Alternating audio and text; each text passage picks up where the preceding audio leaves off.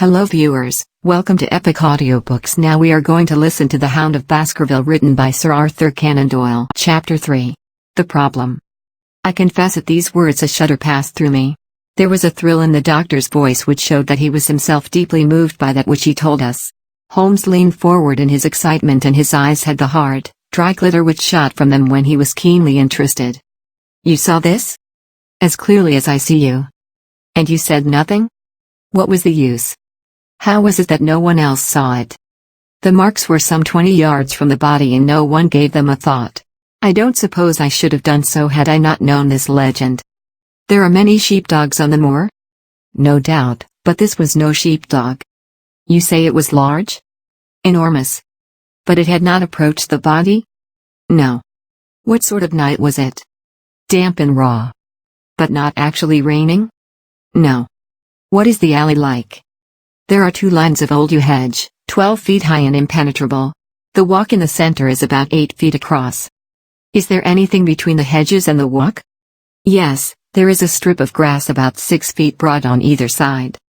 "I understand that the yew hedge is penetrated at one point by a gate?" "Yes, the wicket gate which leads onto the moor."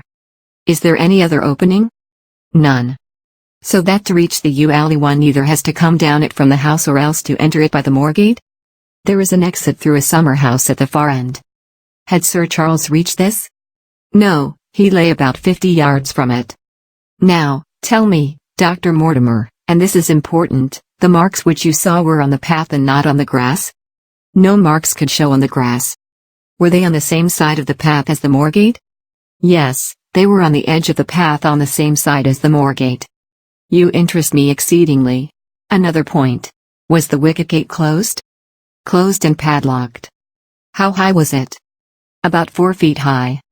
"Then anyone could have got over it?" "Yes." "And what marks did you see by the wicket gate?" "None in particular." "Good heaven! Did no one examine?" "Yes, I examined, myself." "And found nothing?" "It was all very confused. Sir Charles had evidently stood there for 5 or 10 minutes." "How do you know that?" "Because the ash had twice dropped from his cigar."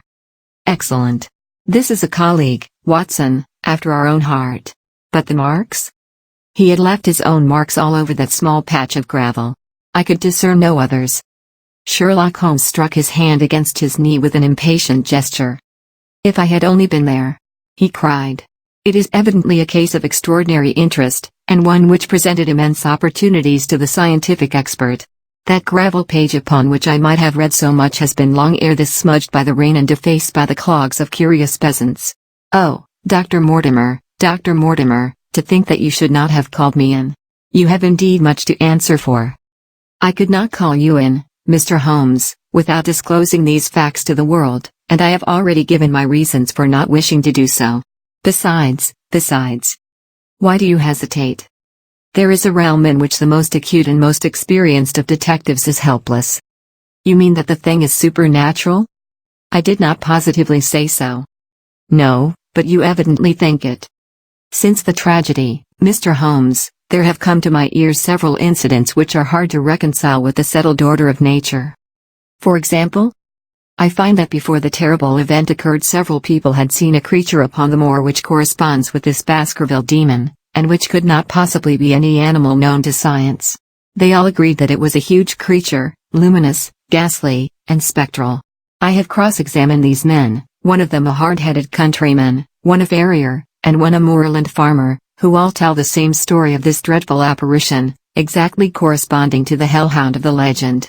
I assure you that there is a reign of terror in the district, and that it is a hardy man who will cross the moor at night." "And you, a trained man of science, believe it to be supernatural?" "I do not know what to believe." Holmes shrugged his shoulders. "I have hitherto confined my investigations to this world," said he. "In a modest way I have combated evil, but to take on the father of evil himself would, perhaps, be too ambitious a task. Yet you must admit that the footmark is material." "The original hound was material enough to tug a man's throat out, and yet he was diabolical as well." "I see that you have quite gone over to the supernaturalists. But now, Dr. Mortimer, tell me this. If you hold these views, why have you come to consult me at all? You tell me in the same breath that it is useless to investigate Sir Charles's death, and that you desire me to do it. I did not say that I desired you to do it. Then, how can I assist you? By advising me as to what I should do with Sir Henry Baskerville, who arrives at Waterloo Station. Dr. Mortimer looked at his watch. In exactly 1 hour and a quarter. He being the heir? Yes. On the death of Sir Charles we inquired for this young gentleman and found that he had been farming in Canada. From the accounts which have reached us he is an excellent fellow in every way. I speak now not as a medical man but as a trustee and executor of Sir Charles's will. There is no other claimant, I presume? None. The only other kinsman whom we have been able to trace was Roger Baskerville, the youngest of 3 brothers of whom poor Sir Charles was the elder. The second brother, who died young, is the father of this lad Henry. The third, Roger, was the black sheep of the family. He came of the old masterful Baskerville strain and was the very image, they tell me, of the family picture of old Hugo. He made England too hot to hold him, fled to Central America, and died there in 1876 of yellow fever. Henry is the last of the Baskervilles. In 1 hour and 5 minutes I meet him at Waterloo Station. I have had a wire that he arrived at Southampton this morning. Now, Mr. Holmes, what would you advise me to do with him? Why should he not go to the home of his fathers? It seems natural, does it not? And yet, consider that every Baskerville who goes there meets with an evil fate. I feel sure that if Sir Charles could have spoken with me before his death he would have warned me against bringing this, the last of the old race, and the heir to great wealth, to that deadly place. And yet it cannot be denied that the prosperity of the whole poor, bleak countryside depends upon his presence. All the good work which has been done by Sir Charles will crash to the ground if there is no tenant at the Hall. I fear lest I should be swayed too much by my own obvious interest in the matter, and that is why I bring the case before you and ask for your advice. Holmes considered for a little time. Put into plain words, the matter is this, said he. In your opinion there is a diabolical agency which makes Dartmoor an unsafe abode for a Baskerville, that is your opinion? At least I might go the length of saying that there is some evidence that this may be so. Exactly. But surely, if your supernatural theory be correct, it could work the young man evil in London as easily as in Devonshire. A devil with merely local powers like a parish vestry would be too inconceivable a thing. You put the matter more flippantly, Mr. Holmes, than you would probably do if you were brought into personal contact with these things. Your advice, then, as I understand it, is that the young man will be as safe in Devonshire as in London. He comes in 50 minutes. What would you recommend? I recommend, sir, that you take a cab, call off your spaniel who is scratching at my front door, and proceed to Waterloo to meet Sir Henry Baskerville. And then? And then you will say nothing to him at all until I have made up my mind about the matter. How long will it take you to make up your mind? 24 hours. At 10 o'clock tomorrow, Dr. Mortimer, I will be much obliged to you if you will call upon me here, and it will be of help to me in my plans for the future if you will bring Sir Henry Baskerville with you. I will do so, Mr. Holmes. He scribbled the appointment on his shirt cuff and hurried off in his strange, peering, absent-minded fashion. Holmes stopped him at the head of the stair. Only one more question, Dr. Mortimer. You say that before Sir Charles Baskerville's death several people saw this apparition upon the moor? 3 people did. Did any see it after? I have not heard of any. Thank you. Good morning. Holmes returned to his seat with that quiet look of inward satisfaction which meant that he had a congenial task before him. Going out, Watson? Unless I can help you.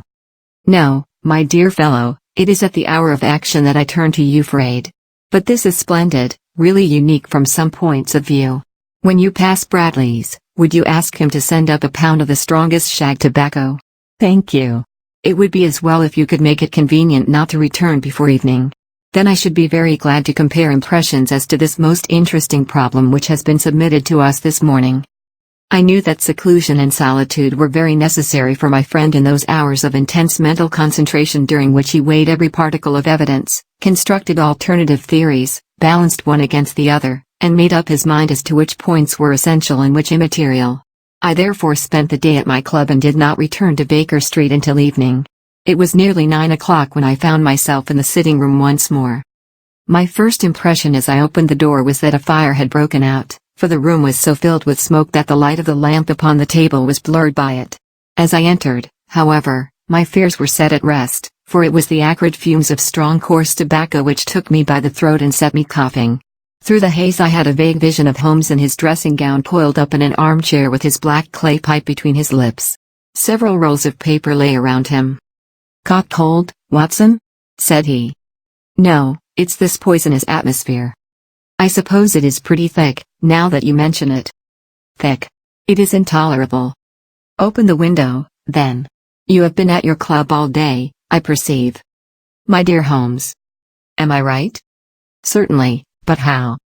He laughed at my bewildered expression. "There is a delightful freshness about you, Watson, which makes it a pleasure to exercise any small powers which I possess at your expense. A gentleman goes forth on a showery and miry day. He returns immaculate in the evening with the gloss still on his hat and his boots. He has been a fixture therefore all day. He is not a man with intimate friends. Where, then, could he have been? Is it not obvious?" "Well, it is rather obvious. The world is full of obvious things which nobody by any chance ever observes. Where do you think that I have been?" "A fixture also." "On the contrary, I have been to Devonshire." "In spirit?" "Exactly. My body has remained in this armchair and has, I regret to observe, consumed in my absence 2 large pots of coffee and an incredible amount of tobacco. After you left I sent down to Stamford's for the ordnance map of this portion of the moor, and my spirit has hovered over it all day. I flatter myself that I could find my way about." "A large-scale map, I presume?" "Very large." He unrolled one section and held it over his knee. "Here you have the particular district which concerns us. That is Baskerville Hall in the middle." "With a wood round it?" "Exactly. I fancy the yew alley, though not marked under that name, must stretch along this line, with the moor, as you perceive, upon the right of it. This small clump of buildings here is the hamlet of Grimpen, where our friend Dr. Mortimer has his headquarters. Within a radius of 5 miles there are, as you see, only a very few scattered dwellings. Here is Laughter Hall, which was mentioned in the narrative. There is a house indicated here which may be the residence of the naturalist, Stapleton, if I remember right, was his name. Here are 2 moorland farmhouses, High Tor and Foulmire. Then 14 miles away the great convict prison of Princetown. Between and around these scattered points extends the desolate, lifeless moor. This, then, is the stage upon which tragedy has been played, and upon which we may help to play it again. It must be a wild place." "Yes, the setting is a worthy one. If the devil did desire to have a hand in the affairs of men." "Then you are yourself inclining to the supernatural explanation." "The devil's agents may be of flesh and blood, may they not? There are 2 questions waiting for us at the outset. The one is whether any crime has been committed at all, the second is, what is the crime and how was it committed? Of course, if Dr. Mortimer's surmise should be correct, and we are dealing with forces outside the ordinary laws of nature, there is an end of our investigation. But we are bound to exhaust all other hypotheses before falling back upon this one. I think we'll shut that window again, if you don't mind. It is a singular thing, but I find that a concentrated atmosphere helps the concentration of thought. I have not pushed it to the length of getting into a box to think, but that is the logical outcome of my convictions. Have you turned the case over in your mind?" "Yes, I have thought a good deal of it in the course of the day." "What do you make of it?" "It is very bewildering. It has certainly a character of its own. There are points of distinction about it. That change in the footprints, for example. What do you make of that?" "Mortimer said that the man had walked on tiptoe down that portion of the alley." "He only repeated what some fool had said at the inquest. Why should a man walk on tiptoe down the alley?" "What then?" "He was running, Watson, running desperately, running for his life, running until he burst his heart, and fell dead upon his face." "Running from what?" "There lies our problem. There are indications that the man was crazed with fear before ever he began to run." "How can you say that?" "I am presuming that the cause of his fears came to him across the moor. If that were so, and it seems most probable, only a man who had lost his wits would have run from the house instead of towards it. If the gypsy's evidence may be taken as true, he ran with cries for help in the direction where help was least likely to be. Then, again, whom was he waiting for that night, and why was he waiting for him in the yew alley rather than in his own house?" "You think that he was waiting for someone?" "The man was elderly and infirm. We can understand his taking an evening stroll, but the ground was damp and the night inclement. Is it natural that he should stand for 5 or 10 minutes, as Dr. Mortimer, with more practical sense than I should have given him credit for, deduced from the cigar ash?" But he went out every evening. I think it unlikely that he waited at the moor gate every evening. On the contrary, the evidence is that he avoided the moor. That night he waited there. It was the night before he made his departure for London. The thing takes shape, Watson. It becomes coherent.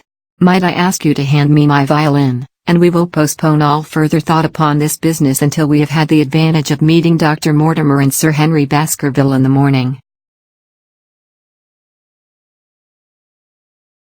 If you like this audiobook, please subscribe to Epic Audiobooks and hit the bell icon for notifications from us.